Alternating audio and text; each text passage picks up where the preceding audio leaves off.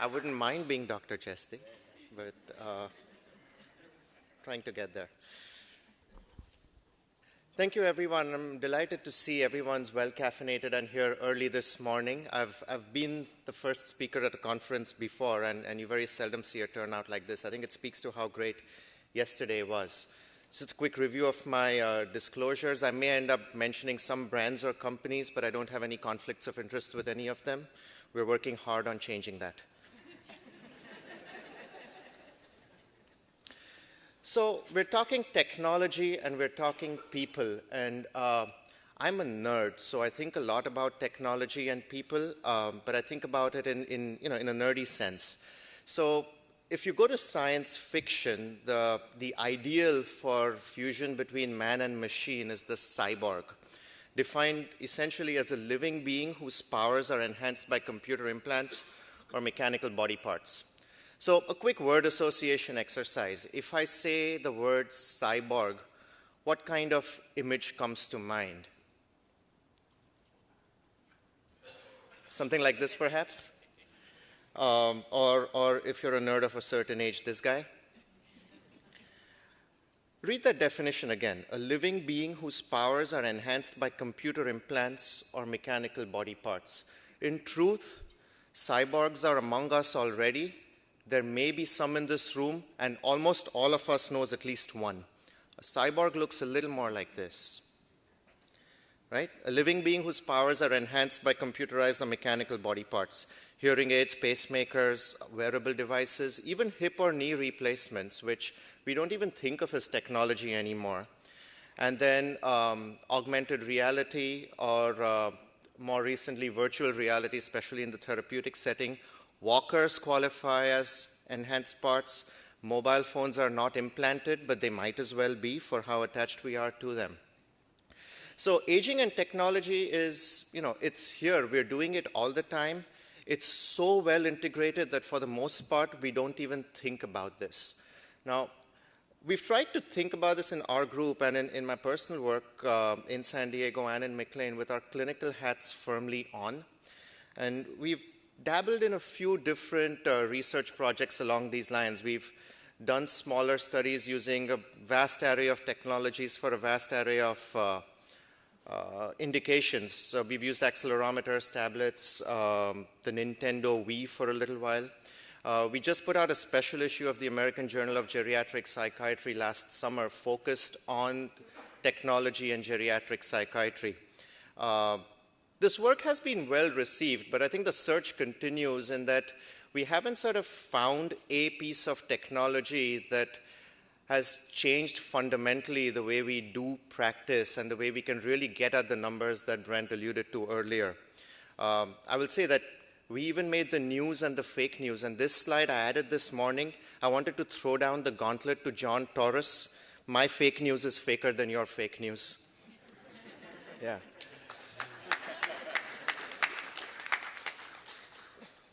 If we really cured dementia with tablet devices, I would be Skyping in from my yacht in the Caribbean. So our experience over the last 8 years has taught us some lessons about a wish list for the right type of technology for practical use with older adults. It would have to be minimally invasive. It would have to be difficult to pull, break, rip, drop, flush, forget, or throw, which rules out a lot of devices that are being used in other populations. Ideally, it would have to have minimal need for battery charging because people will forget to charge the battery or they would charge it and forget to use it. These are people with an inability to tolerate even that kind of cognitive load, especially in dementia. You would want a device that poses the fewest possible restrictions in ADLs. So something that wouldn't need to be worn and taken off every day or worn and taken off after a shower or something like that. We would want naturalistic monitoring. I think everyone agrees on this here. And we would want continuous data with sophisticated analytics and visualization. Remember, this is a clinician's wish list. So we sort of want all the work to be done by a lot of the people in this room before we even look at this. Essentially, I think the utopian device would be a single device able to measure multiple relevant parameters. And again, I'm a nerd. I couldn't help this. We want one ring to rule them all. Now, the nice thing about being in Boston is that you could walk onto Commonwealth Avenue or Massachusetts Avenue and find people that are working on devices like this. About a year and a half ago, I crossed paths with Dina Katabi and her group at the MIT Computer Sciences and Artificial Intelligence Lab. And really, this is the story of what happened next. So this is a real patient. She's an individual, but she's also an archetype for the typical geriatric psychiatry patient. This is Miss E. She's an 85-year-old Caucasian female. She resides at a Boston area assisted living facility. She has a diagnosis of major neurocognitive disorder, major depressive disorder, and generalized anxiety disorder. She also has a history of pacing, restlessness, and agitation, which happen to be the symptoms that are the primary drivers of morbidity, mortality, increased cost of care, institutionalization, and caregiver burnout. Quite hard to treat. And this is the sort of patient that we believe technology can really make a difference in. So here's a clip from the Emerald video. It's a device that emits radio signals, and it can track 3D motion in real time. Based on these signals and how the body disrupts the wireless field, it can tell if someone's fallen, and it can tell if someone's sitting or sleeping. It can send reminders by mail. We don't have audio here. There's a little speech that goes with that. That movie was mostly to illustrate the principle of the device. It creates this wireless signal field in the environment, and it can trap a few different parameters, which I will discuss, based simply on how a person moves through that field. This is what the device looks like. It's that little white box in the middle. And the MIT crew, they refer to this generation of devices as the invisibles, which is a step beyond wearables or mobile devices. Completely non-intrusive, and it's plugged into the power main, so there's no battery charging. So when I came across this, they were talking of this as a commercial device for fall detection. We realized pretty quickly that the scope of what you could do with this clinically is much higher. So we took this device, we've installed it in Mrs. E's living environment, and we've been collecting data for about 6 months now. This is a demo of the device itself. In the lower left corner, the red dot is the grad student that's walking on the spiral on the floor. You can see that it tracks his movements fairly accurately in real time and with a granularity that's sort of hard to see. Also, if you did not know who this was, he would be just a red dot. So it's agnostic, de-identified information, which is very different from cameras. Now, who can show me the device in this room? Trick question. It's not in the room. It's behind this wall that he's standing next to. Like Wi-Fi, you can have one device in a living environment, and it can actually penetrate walls. So you don't need multiple devices in the living environment. Now, this is Mrs. E's house. You can see that she's, or her unit in the assisted living facility. I'm going to show you a short clip that starts at 1:46 and 56 seconds on the 25th of May. You can see she's walking by the door. This is real-time recording. She enters, she sits by her chair area. She has a walker. She's slowly making her way towards her bed, right? Now, she's a slow walker. We really don't have the time to do this in real time, so we speed up the playback 25 times. Now she's left her room. We will wait anxiously to see when she comes back. Still waiting, and she's back. Goes to her bed. When she's still, the dot disappears. When she moves, you can see it. She just went back out again. More nervous silence. And she's back again. Goes to her bed, moves around a little bit. She's back out in the hallway. We've isolated the signal to capture just her room to protect the privacy of her neighbors. So you can't actually see the other people around, though the device can track up to 4 people in a space at the same time. Oh, she's back. And she's gone again. This is an about 3-minute clip. I will spoiler alert, in about a minute, you will see her go to the bathroom.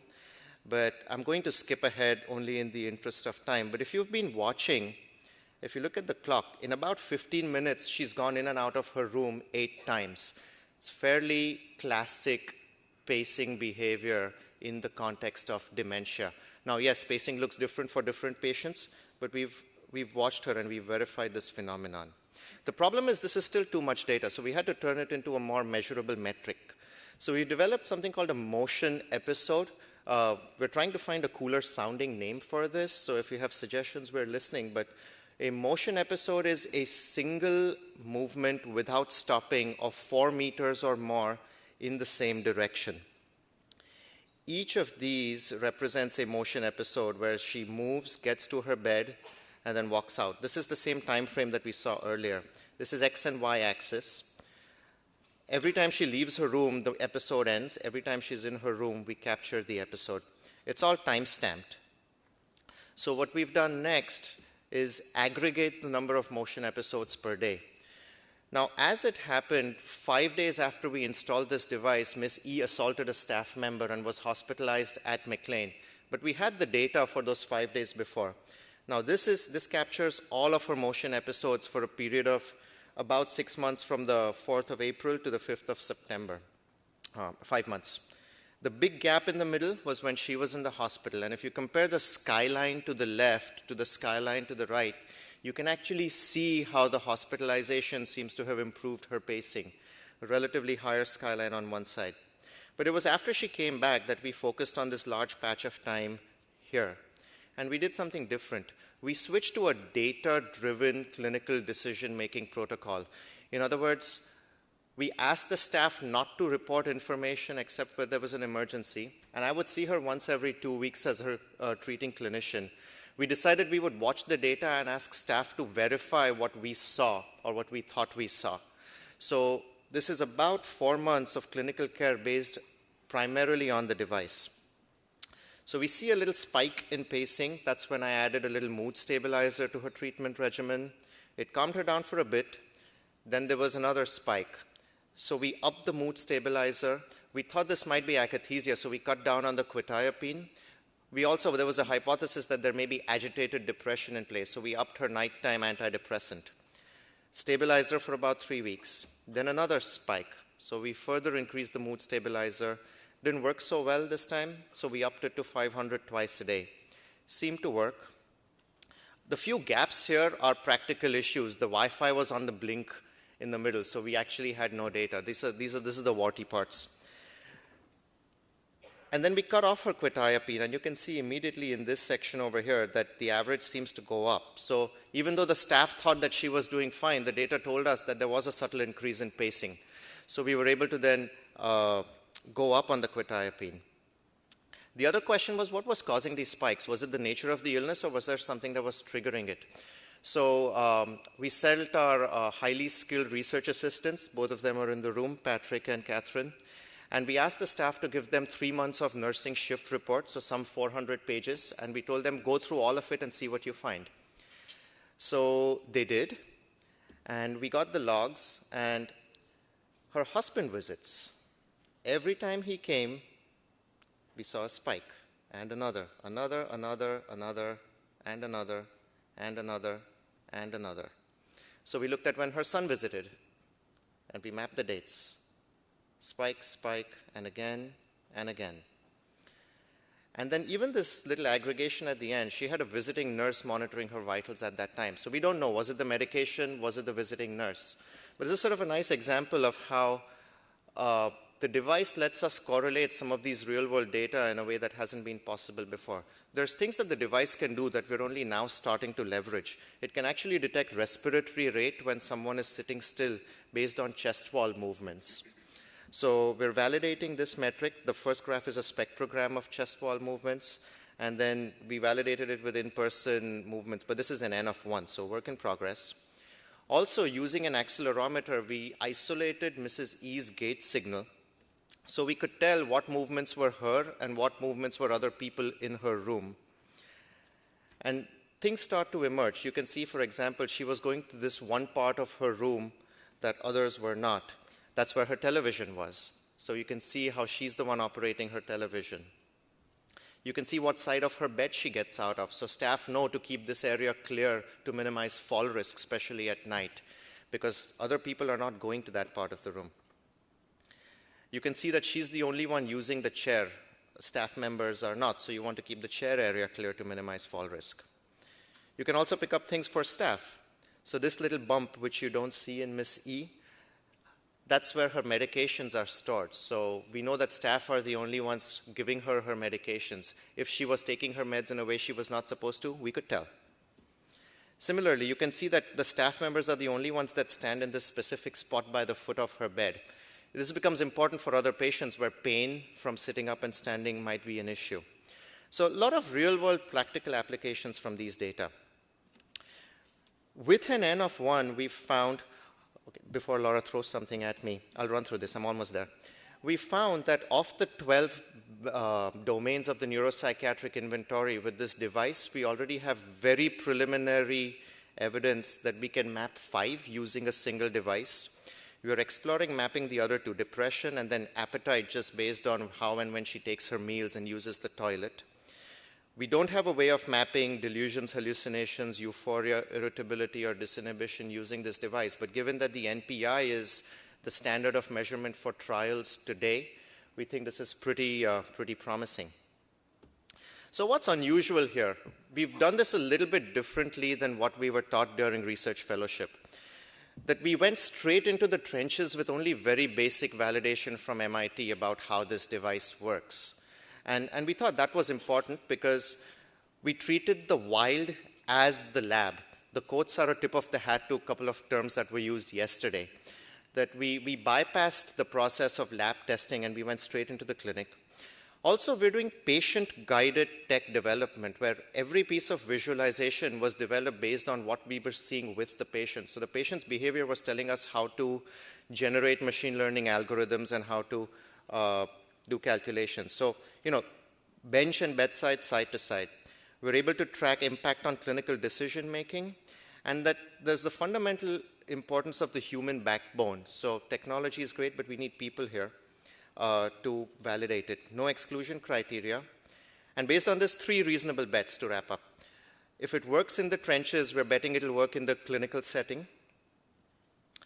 We're betting that this approach may allow for technology obsolescence. Because we've started with the patient, if the technology becomes obsolete, we're hoping we can use whatever comes next and plug it straight in to study the same problem systematically. And reasonable bet number 3 is that embracing the warts, comorbidities, and blinking Wi-Fi at the outset will actually promote generalizability in a way that lab testing will not. And this is a quote that I love, that no one wants a drill. In the end, they just want the hole that it makes. And I think if we keep this in mind, we will get this right in a way that helps patients. Thank you.